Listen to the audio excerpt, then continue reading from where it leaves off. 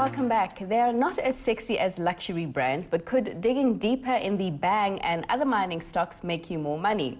With the plethora of mining results and production numbers out, we explore which mining stocks you should be adding to your portfolio. Wessel Joubert, Investment Associate at Cannon Asset Managers, joins us for more.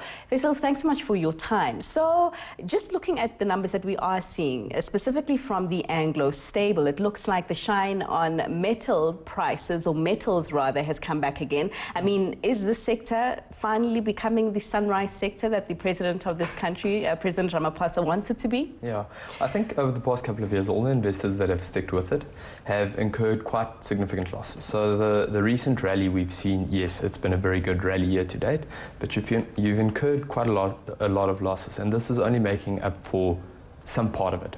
That being said, I think the commodity prices are very strong at this stage, and because our country exports so much of it, it's very nice to get the money in from foreign countries into the local economy, and that obviously drives growth, which we desperately need for employment growth. Yeah. I mean, just walking through those numbers and starting with the Anglo stable, would you be putting your number in here? Because we have had a picture of what Anglo American is looking like as a result of a very good results from Kumba Iron Ore and also Anglo Platinum. So both of those were mostly driven by the commodity prices. When you look at the iron ore prices, for example, iron ore prices are up 74% year to date. That is very, very strong. Same thing for platinum palladium. The whole stable there has performed really well, mostly driven by palladium and the rhodium prices. And I think when you look at the production side of the business, the production isn't growing phenomenally. Production is staying there, but most of the performance is driven by the increase in prices, which then increase the cash flow quite significantly. And the problem is you can only invest in these companies if you know where the commodity prices are going. And forecasting commodity price growth is extremely difficult. I think a lot of investors were caught unaware at the beginning of the year and invested in the commodity space because it's, as I said, so difficult to forecast these numbers. At the prices where Anglos are trading at currently, I think you might have better picks within that sector. Because my question is, I mean, when you talk about the iron ore price and why it's doing what it's doing, I understand that there was an accident at Vale that has disrupted its supply, and that's helping it out. Do you invest specifically in these companies, as in you buy a Kumba Iron Ore that has paid, what, 98% of its headline earnings as dividends, or do you buy into a Anglo Platinum also having hiked its dividend as a result of those better metal prices? Or do you just buy Anglo American, and by doing that you get exposure to the two at perhaps lesser of a risk? How would you do it? Maybe to explain it to you, when you look at the top performing companies over the last 6 months, and I do think these are trading opportunities that I have to make clear as well. The companies that performed the best were concentrated in specific areas. So either platinum, gold, palladium, and that's because they were driven, or obviously because the commodity prices in these specific sectors increased so much. When the miners were a little bit more diversified, obviously you diversify away from the specific commodities, and they performed they didn't perform badly, but they didn't perform as well as the single concentrated companies.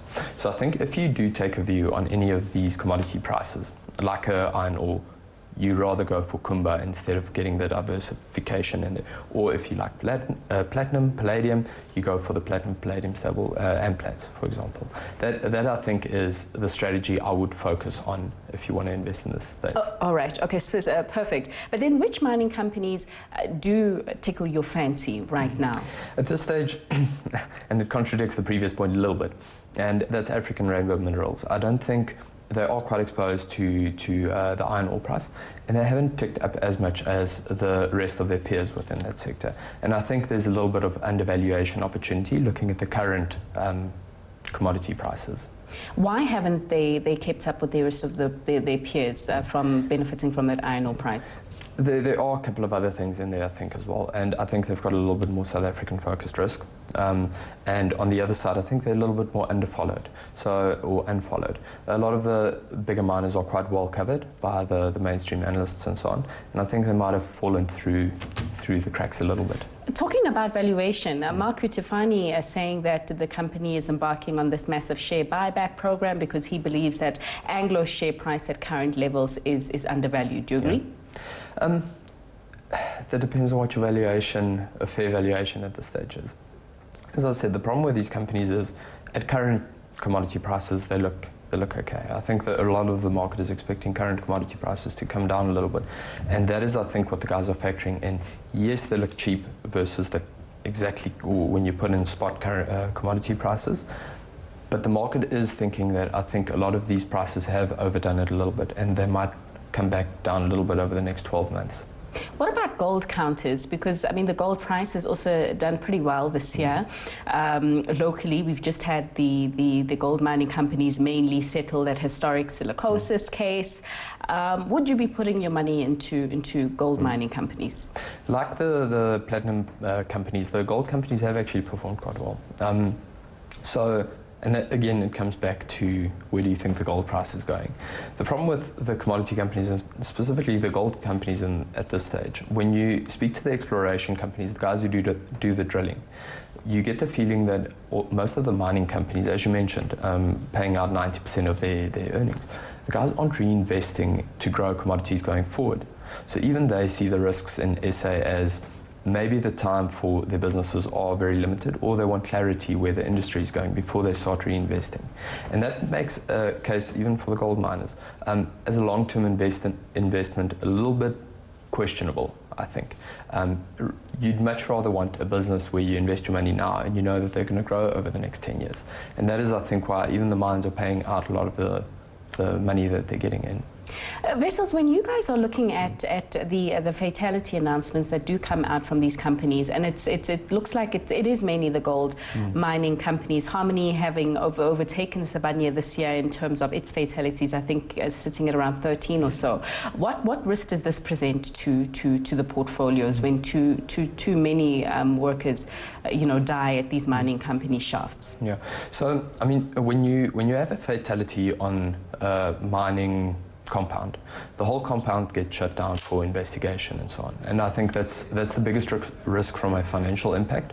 The claims are there, but they're generally insured. And the second part of it is ESG previously, and I say previously 5 to 10 years back, wasn't as big of a focus for the investment industry. But a lot of focus has been put on that recently. When we chat to the management of these companies, they are saying that foreign investors come with an ESG consultant, and if the company doesn't pass the ESG test, the investors won't even look at the business. So I think what's happening now is things like this do deteriorate the ESG holdings, which means a lot less investors look at them. And that then obviously brings down either liquidity or the valuation premium that you would have had on these companies. So both from just a pure ESG impact, yes, you want as few people to die on the mine, to the financial impact, company maximizing its profits, to the valuation from the investor side. ESG is a very, very important thing. So obviously any death on a mine is getting more and more attention. And what about some of the international mining companies? Because we've been speaking about mainly the South African mining companies, well, because, most of the deposits do come from the continent, the minerals. But now, Wall Street has coined this new term, the bang stocks, and it's the bang versus the fang stocks. What do you make of the investment proposition of some of these international guys? Yeah, so, excuse me, on the international side, I do think there's a little bit less risk in them in terms of political risk. Now, you do look at Glencore, and they do have some risk in Chile and some of the other African countries and so on.